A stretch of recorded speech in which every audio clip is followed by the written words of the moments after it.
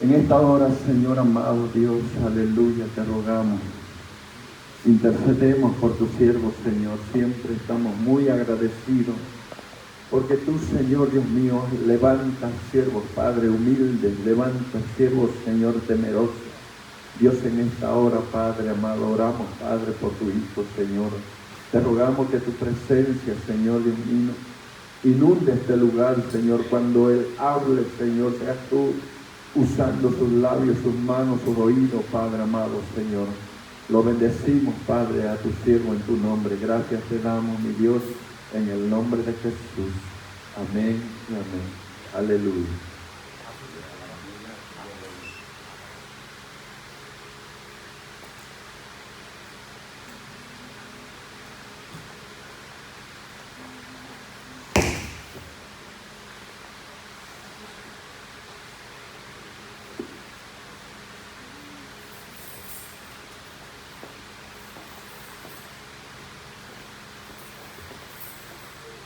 Buenas noches, hermanitos. Estamos una semana más hasta que terminemos Efesios. Yo pensaba que, bueno, deberíamos de ir más rápido.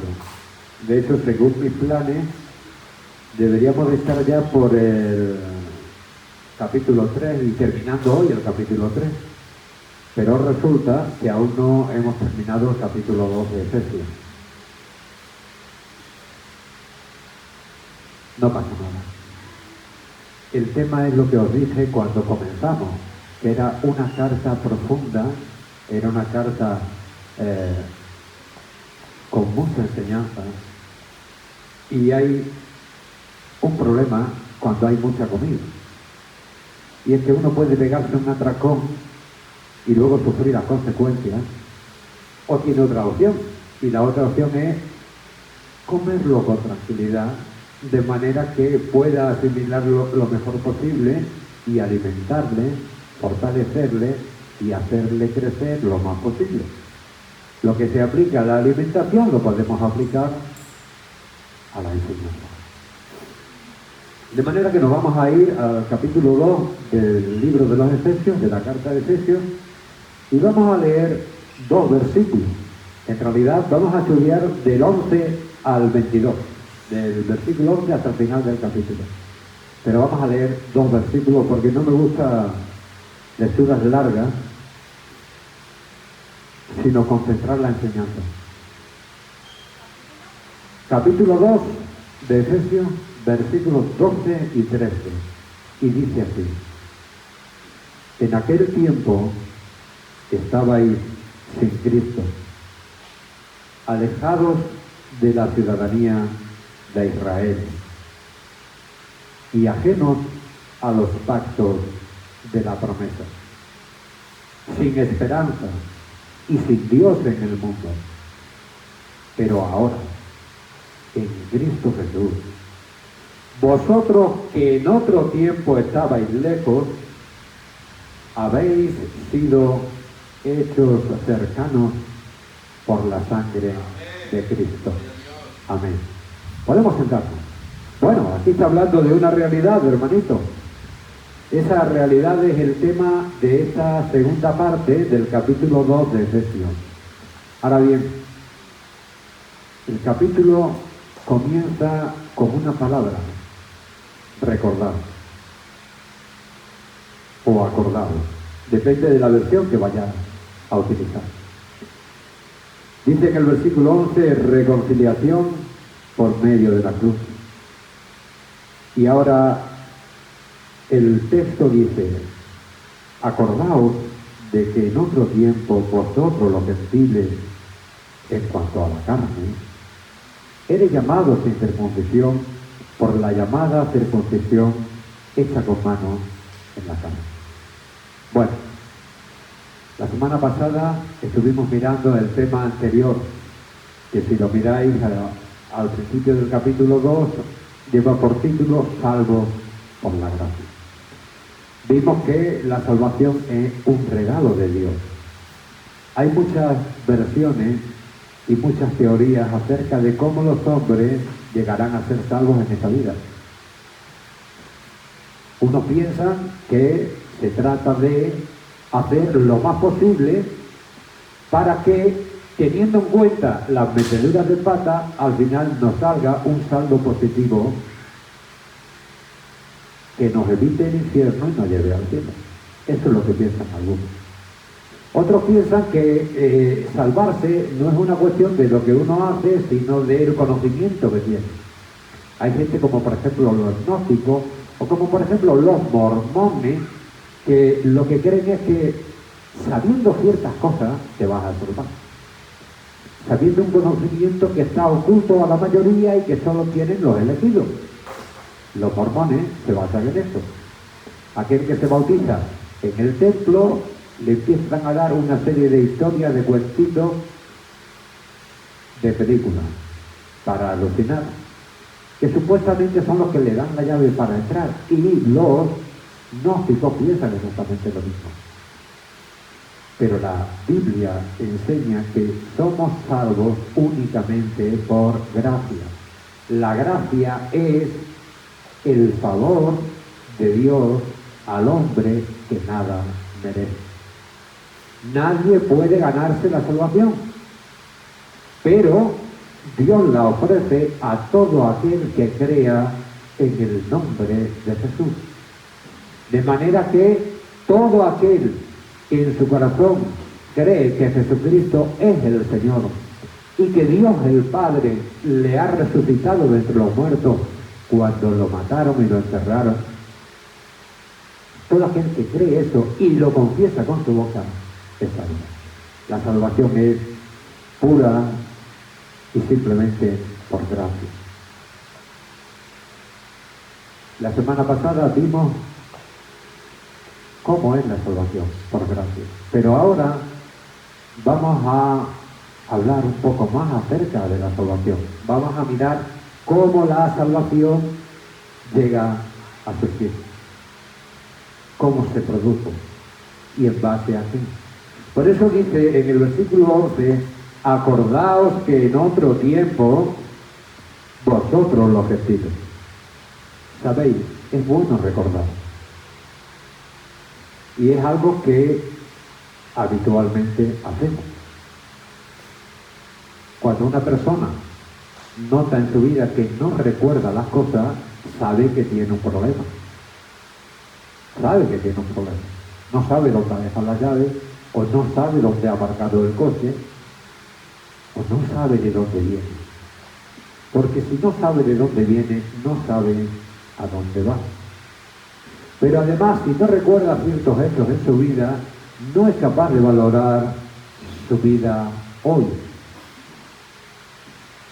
y dar a cada uno lo que corresponde.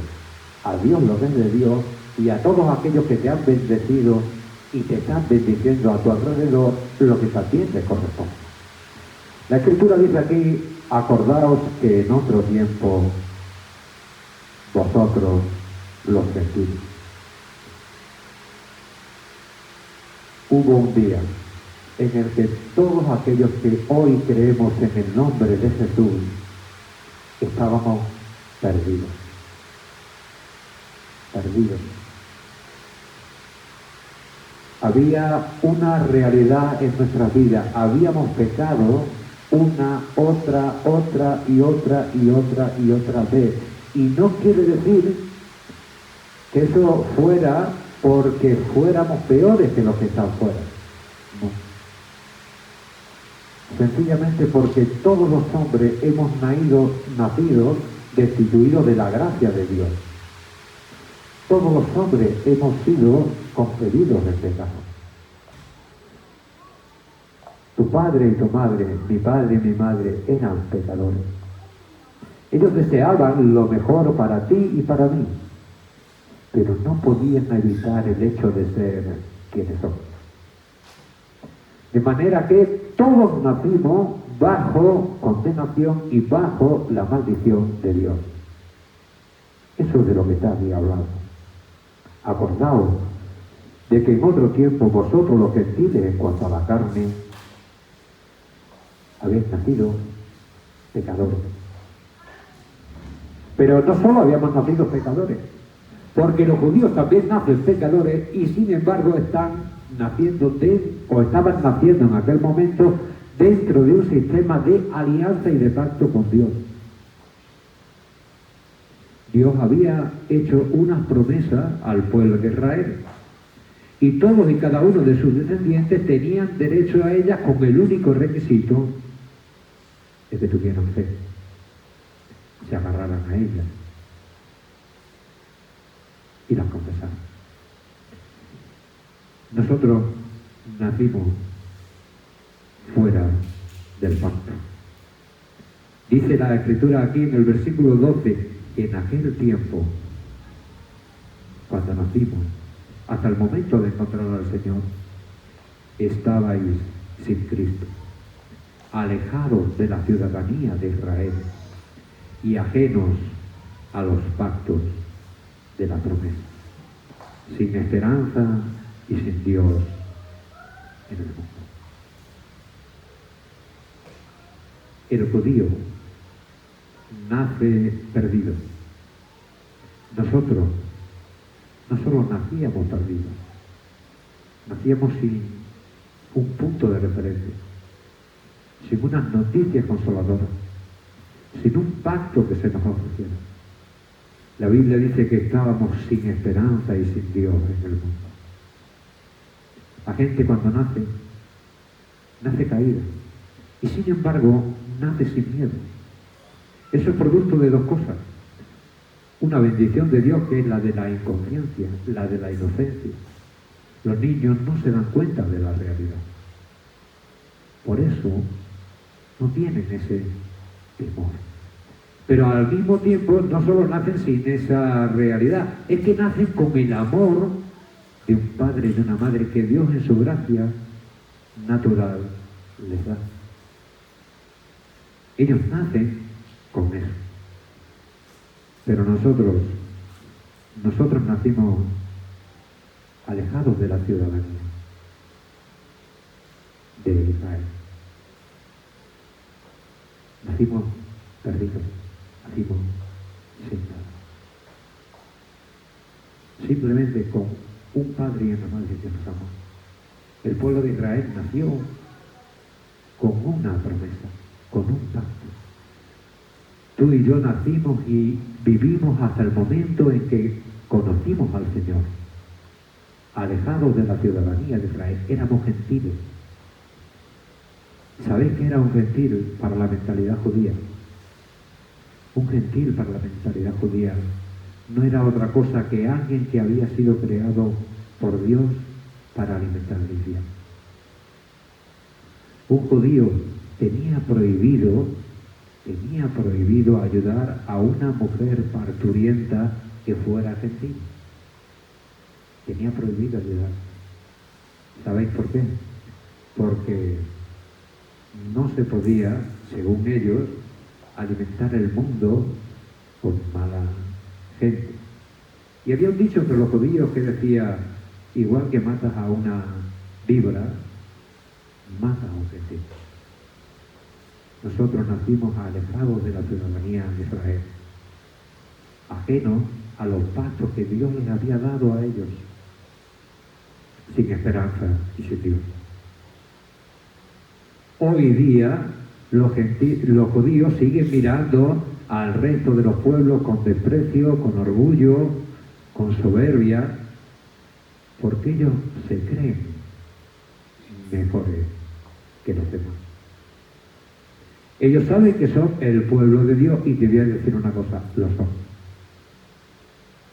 Fueron elegidos por Dios.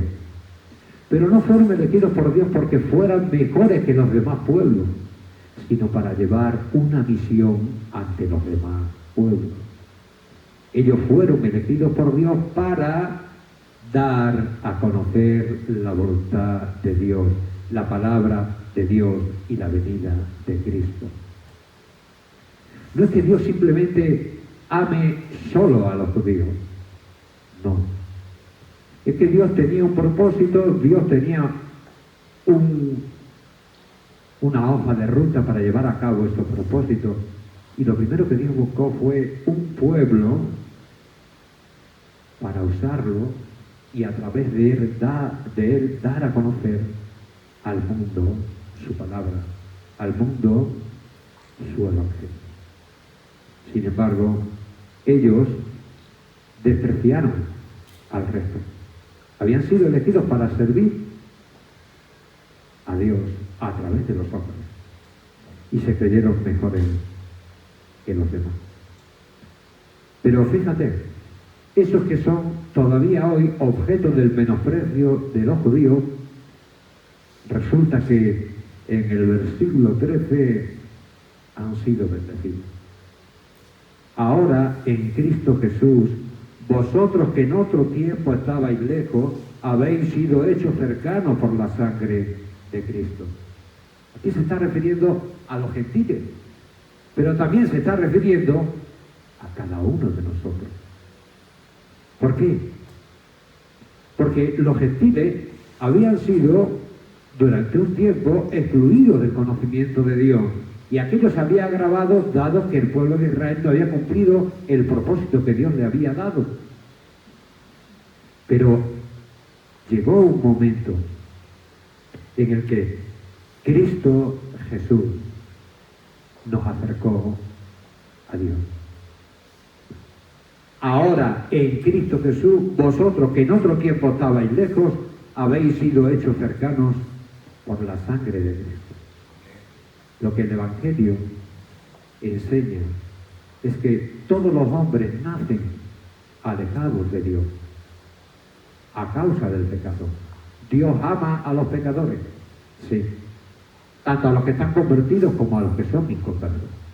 Pero Dios es un Dios santo, santo, santo, que no puede soportar el pecado.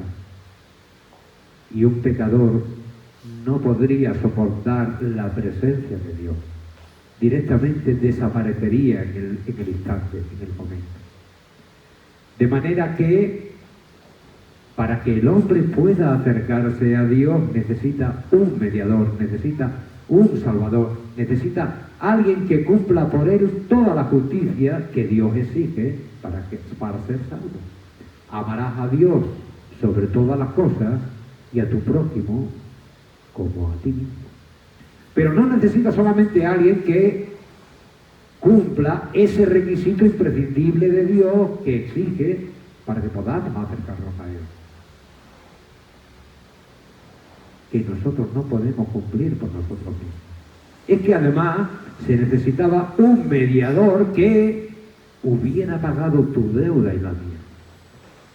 Dios tiene derecho sobre su creación.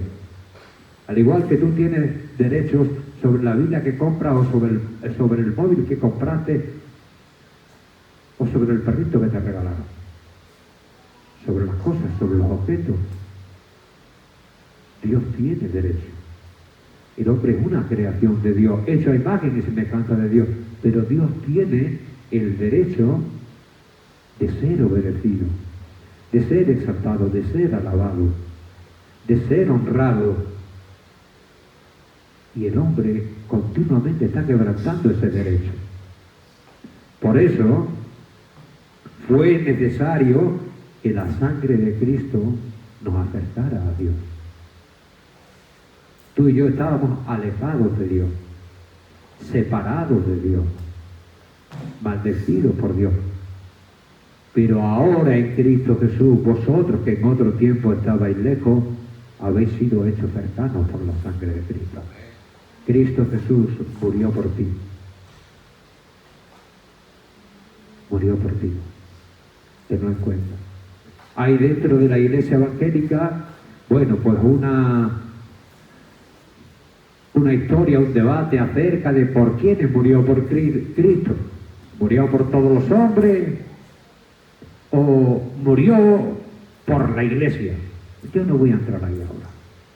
Lo que sí sé es que Cristo Jesús murió por ti. Si tú has creído en Cristo Jesús como Señor y Salvador, has sido hecho cercano a Dios por la sangre de Cristo. Porque Él es nuestra paz, te dice el versículo 14. Cristo Jesús es el que cubrió todo tu pecado y lo lavó con su sangre. Cristo Jesús es el que cumplió todas las demandas de Dios para que tú puedas ser salvo. Cristo Jesús es el que ha restablecido la relación entre tú y Dios. Por eso Él es tu Padre. Porque Él, al creer en su nombre y al confesarle como Señor y Salvador, te da el perdón y salda tu deuda por completo. Pero hace más el Señor Jesús. Cristo Jesús no solamente es aquel que nos acercó a Dios y aquel que nos ha dado la paz con Dios, es aquel que nos da no solamente la paz con Dios, ¿sabéis?, sino la paz con los demás, la paz con la gente con la que nos relacionamos. ¿Quién no ha tenido de cuando en cuando una historia de división? Si miras a tu alrededor, la división es algo continuo, es algo que se da en la vida. División entre los países. Ahora tienes a Rusia y Ucrania, y a China y a Taiwán. División no solamente a nivel de países contra países, sino dentro de los propios países. División dentro de las propias familias. División dentro de los propios matrimonios. División, división, división. El pecado no solamente crea una pared que divide o que interrumpe la relación entre Dios y el hombre. El pecado es una pared que rompe la relación entre el hombre y su mujer, entre un pueblo y otro, o entre padres e hijos. Sin embargo, el versículo 14 dice: Él es nuestra paz, que de ambos pueblos hizo uno, derribando la pared intermedia de separación. Cristo Jesús vino a superar la división y vino a traer la unidad. La unidad en el matrimonio y la unidad en la familia. Y el diablo siempre está intentando socavar eso, destruir eso.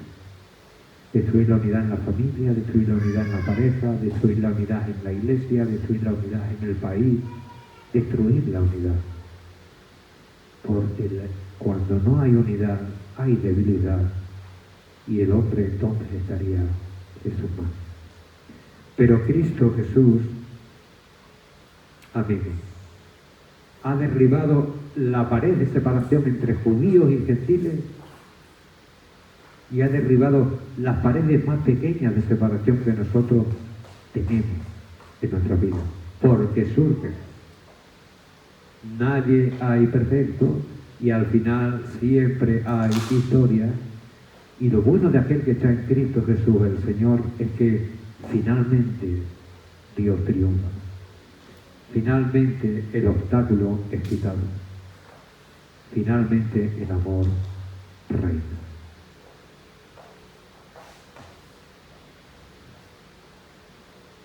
¿Cómo el Señor, hermanitos, nos reconcilió? ¿Cómo nos reconcilió? Hemos hablado de que Él nos ha dado el perdón. Hemos hablado de que Él nos ha dado salvación y vida eterna. Hemos hablado de que Él ha traído la paz. La paz es el fruto de la reconciliación. En la cruz del Calvario, Cristo Jesús llevó tu pecado y mi pecado. Pero no tu pecado y mi pecado de hoy. Tu pecado y mi pecado de ayer, de hoy y de mañana. En el versículo 16 lo tienes. Mediante la cruz, reconciliar con Dios a ambos en un solo cuerpo, matando en ella las enemistades. Cristo tiene el poder de quitar toda la enemistad. Cristo tiene el poder de reconciliar las vidas.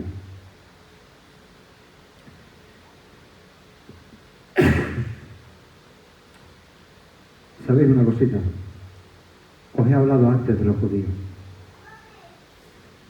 Aquí tenemos un versículo que dice: por medio de él los unos y los otros tenemos entrada en un mismo espíritu al Padre. Hay una movida dentro de las iglesias evangélicas hoy día sobre las que me gustaría decir algo. No hace mucho, hace unos meses,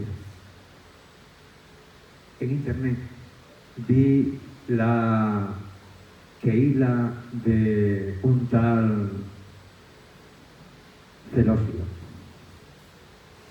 un tal Roe Celosio. Es un supuesto judío mesiánico que va de evangélico.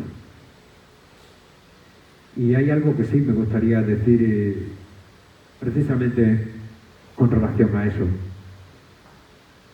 Aquí, en el versículo 18, está diciendo que por medio de él los unos y los otros, judíos y gentiles, tenemos entrada por un mismo espíritu al Padre.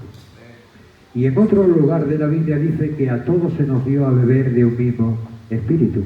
Pero está habiendo por ahí iglesias donde se está imponiendo la costumbre de hablar como si fueran judíos y de mantener y guardar fiestas judías, e incluso el pastor o el supuesto pastor, el supuesto roe vidente, te llega con un manto encima, se deja crecer la barba como si fuera un yihadista y está diciendo continuamente palabretas judías. Hablan de Yeshua el Mesías. Cuidado con esa gente. Cuidado con esa gente. Aquí la Biblia lo que está diciendo es que Cristo Jesús derribó la pared intermedia de separación entre Dios y los hombres y al mismo tiempo entre los judíos y los gentiles, de manera que ahora todos somos uno en Cristo.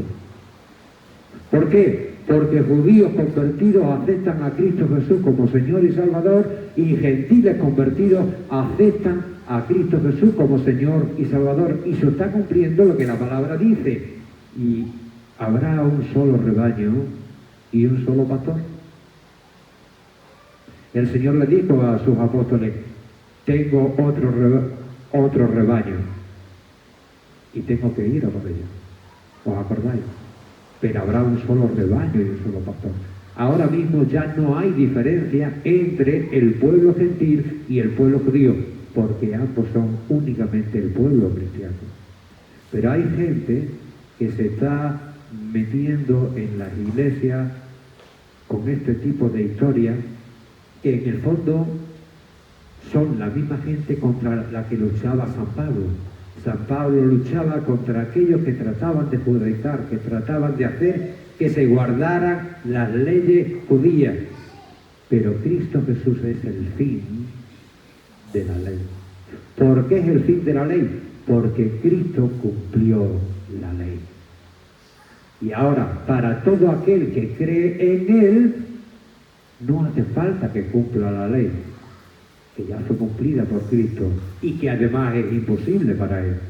Todo cuanto necesita que ame de verdad a Dios sobre todas las cosas, que confiese a Jesucristo como su Señor y Salvador y que ame a su prójimo como a sí mismo. Hay gente que se infiltra dentro de las iglesias evangélicas con un lenguaje judío, con una historia rara, pero eso no es el Evangelio. El Evangelio no es eso. Tener cuidado porque están viniendo modas que son peligrosas. Por medio de Él, los unos y los otros, tenemos entrada por un mismo espíritu al Padre. Nosotros somos gentiles y gracias a Dios que somos gentiles. Porque estamos con los mismos derechos que el pueblo judío. pero no hemos defraudado a Dios como defraudó el pueblo judío. Si leéis la historia bíblica no es otra cosa que el relato del fracaso de los hombres. Esa es la historia del pueblo judío. Pero la historia de la Iglesia no es otra cosa que la victoria de Dios a través de su pueblo. La Iglesia se ha extendido a lo largo de todo el mundo por el Evangelio que predicaban Pablo, Pedro, Juan, Mateo, pero no por un judaísmo vestido de Evangelio. Bien, hermanitos. Después de esa aclaración, porque lo veo por ahí por internet y de vez en cuando escucho a algún hermanito que empieza a hablar como si fuera un judío. Pero de judío tiene lo mismo que yo de comunista, y un pelo. Entonces, es bueno aclararlo. Versículo 19. Seguimos con el texto. Nos vamos al versículo 19. Por medio de él, los unos y los otros tenemos entrada por un mismo espíritu al Padre, dice el 18. Y fijaros lo que dice el 19. Así que ya no sois extranjeros ni advenedizos, sino conciudadanos de los santos y miembros de la familia de Dios. ¿Sabéis? Yo nunca he sido extranjero, salvo cuando fui a México. Pero fui de visita, en plan medio turista, así que no lo he notado. Pero en la antigüedad, los extranjeros tenían una experiencia bastante desagradable de lo que era vivir fuera de su tierra. La palabra extranjero, seno, abarcaba a todos aquellos que vivían en una tierra extraña que no era de ellos, en la que no tenían ningún derecho. Andaban siempre con el temor, porque las leyes no les protegían, porque la policía sí les perseguía y porque tenían que andar sobreviviendo como pudieran. Pero la historia que te está diciendo aquí la Escritura es que ahora tú ya no eres extranjero. Extranjero ya no eres en dónde, con relación a dónde, con relación a Dios. Pero luego te dice más, te dice ni advenedizos. Había luego otro tipo de extranjeros, ¿sabéis? Aparte del seno, había otro que era el paroico. El paroico era el extranjero que vivía en una tierra, pero no era ciudadano de ella. De manera que tenía que pagar por estar, tenía que pagar por trabajar, muchas veces el doble o el triple de lo que pagaba cualquier otro, sin tener ningún derecho. Tampoco nosotros somos advenedizos. Dice la Escritura que tú y yo ahora somos conciudadanos de los santos. Tú y yo pertenecíamos al pueblo gentil, a un pueblo que había sido olvidado por los judíos y a los que ellos no dieron nunca testimonio. Pero tú y yo no fuimos olvidados por Dios. Dios hizo que al pueblo gentil también se le predicara el Evangelio. Y Dios ha guiado los pasos de tu vida para que tú pudieras conocer al Señor. De manera que ahora eres no extranjero, no advenedizo, alguien que vive sin derechos, sino conciudadano de los santos. Tú tienes derechos delante de Dios, porque tú eres ciudadano del reino de Dios. Esos derechos son el derecho que Dios te da por gracia y misericordia a salvación, al haber confesado el nombre de Jesús. Esos derechos son el hecho de que Dios te va a guardar durante toda tu vida, confiando tú en el nombre de Jesús. Ese derecho es que Dios va a proveer para todas tus necesidades por medio de su providencia en Cristo Jesús. Tú eres miembro no simplemente de lo que es el reino de Dios en tanto conciudadano. Dice más la Escritura así. Dice que eres miembro de la familia de Dios. Voy a decirte algo muy duro, pero es la realidad espiritualmente hablando. Ojo al parche. Espiritualmente hablando. Hay mucha gente que nace como hijos del maligno. De hecho, todos los hombres nacen como hijos de ira. Y eso no es otra cosa que un sinónimo de nacer bajo el poder, bajo la autoridad del maligno, puesto que se ha nacido en pecado. Pero, al haber confiado en Cristo Jesús, tú ya no eres un extraño, tú ya no eres un advenedizo, tú eres un conciudadano de los santos, un miembro de la familia de Dios. ¿Sabe qué significa eso? Dios no tiene en su familia a ángeles. Dios tiene en su familia a hombres. Tú eres hijo de Dios.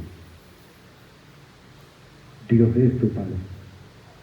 Naciste con una situación en una familia, pero has sido ahora adoptado por Dios por medio de la fe en Cristo Jesús. De manera que Dios está en tu vida para cumplir su propósito. Y el propósito de Dios, ¿sabes cuál es? Edificarte. El versículo 20 dice que edificados sobre el fundamento de los apóstoles y profetas.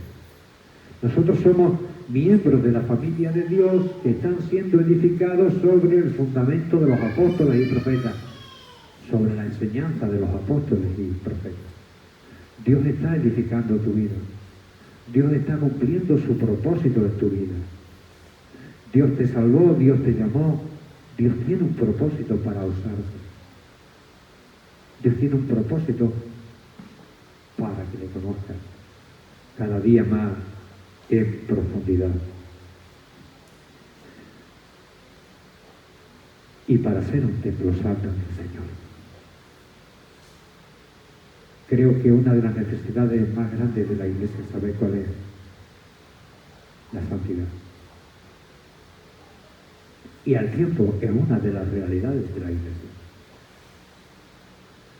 Una necesidad de la Iglesia y una realidad de la Iglesia. Es una realidad porque la palabra santidad, agio, lo que significa es separado. Cuando tú y yo fuimos convertidos a Cristo Jesús, fuimos separados del mundo, de la suma de las personas que estaban caídas y que estaban perdidas en medio del mundo, sin esperanza y sin Dios en el mundo. Fuimos separados de ellos.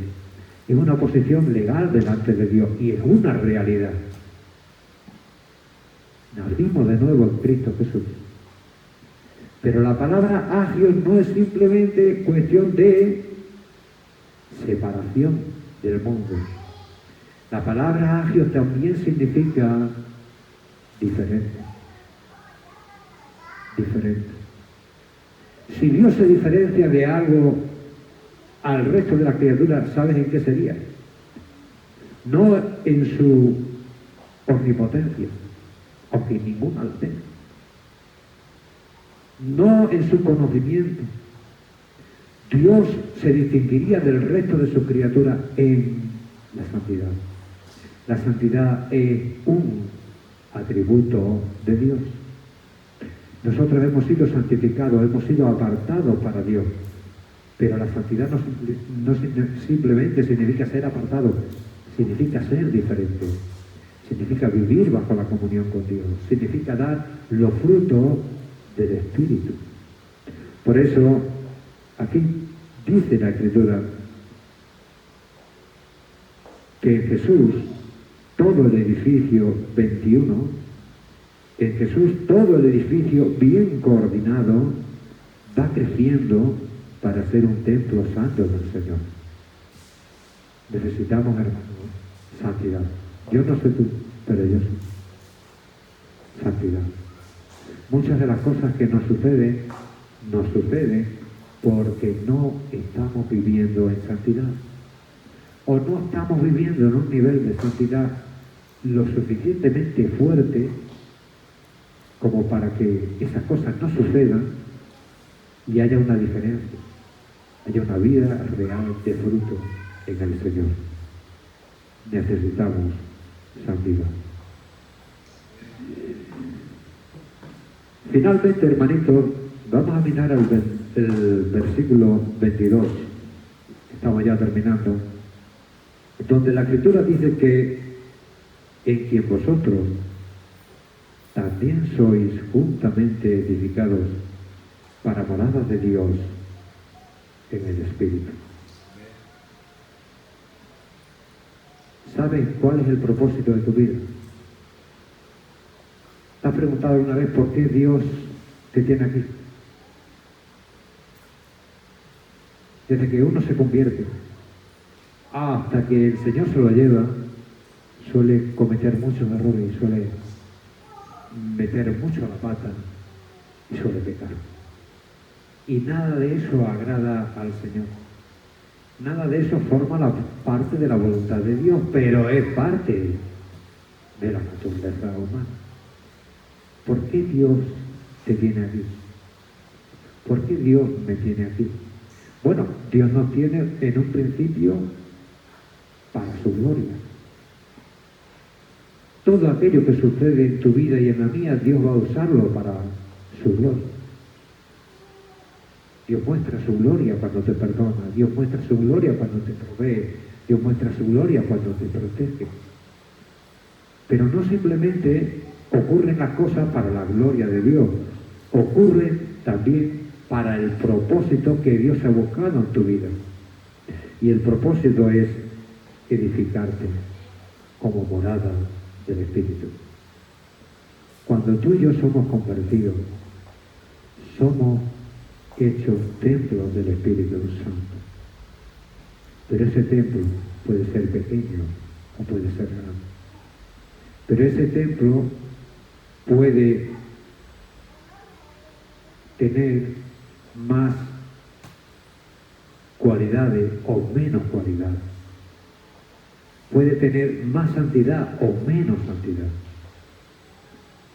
Y Dios tiene el propósito de que tú y yo crezcamos en el Señor y en la gracia. Dios quiere que seamos edificados. El hecho de que Dios enviara al Espíritu Santo a tu vida no solamente es porque va a ser el sello y la certeza de la salvación, es también porque Dios quiere edificarte, Dios quiere bendecirte, Dios quiere que crezcas y madures. ¿Sabes lo mismo que cuando te convertiste? Da el mismo fruto que cuando te convertiste. Estás buscando del Señor para crecer y dejar de ser un niño y convertirte en un joven. Y si estás en la etapa de la juventud, para dejar de ser un joven y convertirte en un hombre o en una mujer de Dios. Y si estás en esa situación, para convertirte no solamente en un hombre y en una mujer de Dios, sino en un maduro o en una mujer madura en la fe. El libro de Efesios habla de lucha. Y por eso está hablando de crecimiento. Dios permite las luchas en tu vida para tu crecimiento. No es para ponerte a dudar. No es para que tengas miedo. Dios tiene un propósito con aquello que sucede, y es que tú y yo crezcamos.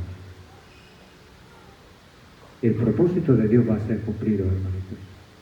Va a ser cumplido. Pero es bueno que recordemos finalmente de dónde Dios nos sacó. Hay veces que nos acostumbramos a la vida que llevamos y no la valoramos. Mira, el que estuvo en la cárcel, en el momento en que sale a la calle, valora la libertad. El que estuvo ciego, en el momento que se recupera de una operación de cirugía en sus ojos y recobra la vista, valora la vida. Y el que tuvo una vida antes de conocer a Cristo, debe valorar lo que ahora tiene. Y como somos humanos y a veces nos olvidamos de mirar atrás, muchas veces nos perdemos ese contraste entre lo que fuimos y lo que somos. Entre el destino que teníamos, que era de perdición y de condenación, y el destino que tenemos hoy, que es de bendición y de salvación. Es bueno recordar de dónde Dios nos sacó. Si os fijáis, Pablo, de cuando en cuando, si tú lees el Nuevo Testamento, te vas a encontrar con su historia. Te vas a encontrar con su testimonio. Sí, lo hacía para que la gente supiera que otra vida es posible en el Evangelio. Pero también lo hacía para recordar de dónde Dios le había sacado. Y Dios nos sacó con propósito. El propósito es que toda nuestra vida sea para su gloria. De manera que recordemos, ahora, en Cristo Jesús, vosotros que en otro tiempo estabais lejos, habéis sido hechos cercanos por la sangre de Cristo, porque Él es nuestra paz. Amén.